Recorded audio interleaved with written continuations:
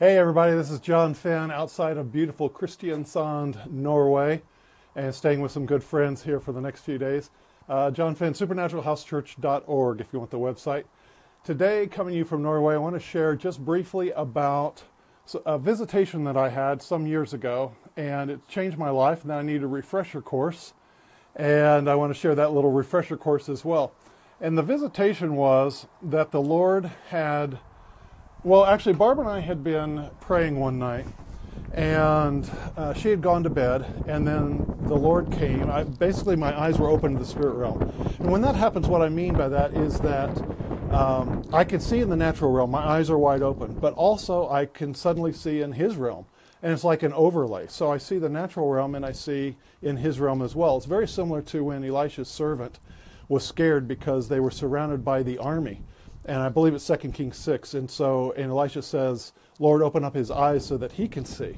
And so, in fact, that's what the Lord did. And suddenly the servant could see not only in the natural, but he suddenly saw the army of God surrounding them. So that's kind of like what it is for me. The Lord opens up my eyes to His realm. And so the Lord came, and actually I had been praying and been seated down onto our sofa, and we had our sofa and love seat set in an L shape. And the Lord, in the Spirit, came and sat down on the love seat. Now, between us, at the joint where the L meets, the sofa and the love seat met to form that L, was a table. And on that table were National Geographic magazines and other magazines that we had around, related to the house and decoration and all sorts of stuff like that. And the Lord sat down, and one of the things He did, now, in the natural, you would just see me sitting on the sofa. And in the Spirit, you would just see a stack of magazines. But He reached His hand over and flipped through the pages of the top magazine, which was a National Geographic. Now, in the natural, you wouldn't see anything. You'd just see a stack of magazines. But in the Spirit, that's what He was doing. And He flipped through it, and I knew that the Lord was just reading all that. I knew He was taking in all that information. And so there was a moment of pause where he flipped through that, and then he kind of put his head down a little bit, just kind of looked down a little. And there was a moment of hesitation there and silence between us. It was a little uncomfortable, frankly. And finally I said, Lord, does this offend You? And he looked up at me and he said this. He said, it's not whether it offends me or not. It's that there's no life in these words.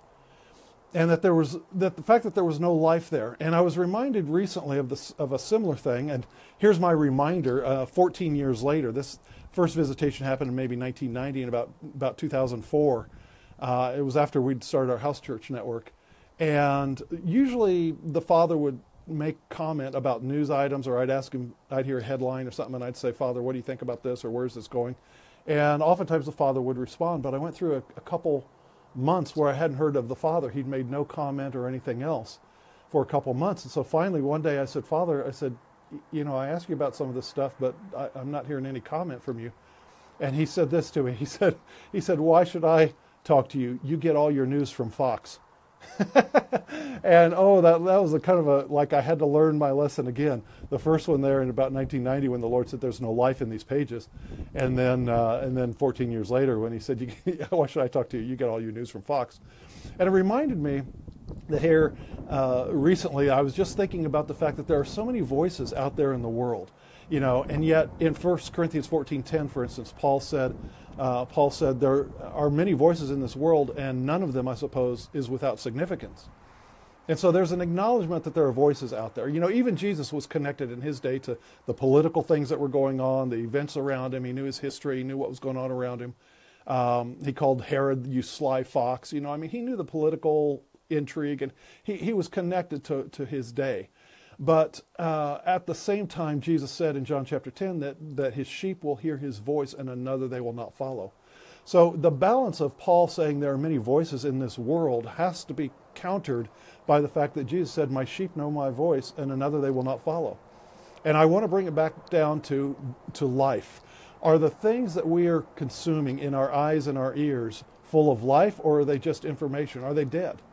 And when Jesus had done that in that visitation, I had so wished I had a Christian magazine on that table, but there wasn't a Christian magazine on the table at all. And He just said, it's not whether it offends me or not, it's that there's no life in these pages. And so for me, it's like, okay, we need to have life, and websites and news programs and things like that that don't really impart life to us, don't hit our spirits, then we have to regulate those. We have to be disciplined in those, and maybe not include them as an automatic, And I'm convinced that if we will go to the Father first, if we'll go to the Lord and say, what do you think about this? Do you have an opinion about this? What do you think?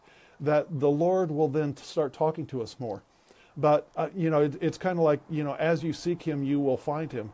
And as Jesus said in Mark chapter 4, and maybe somewhere around verse 32 or so, he said, the measure that you measure it out is how it's measured back to you again. And so, in other words, the value that you place on the things of him are the way it's measured back to you again. So how do we esteem the voice of the Lord? And I think a lot of times Christians they don't know his voice, and so they're very quick to swallow manipulation and lies and things like that don't really mean anything. In fact, they'll see one verse out of the Bible and they don't realize it's out of context, and they don't know enough to check the Holy Spirit within. They don't know how to check with the Lord within, Christ in them, the hope of glory, to measure what somebody says against the Spirit of truth within them.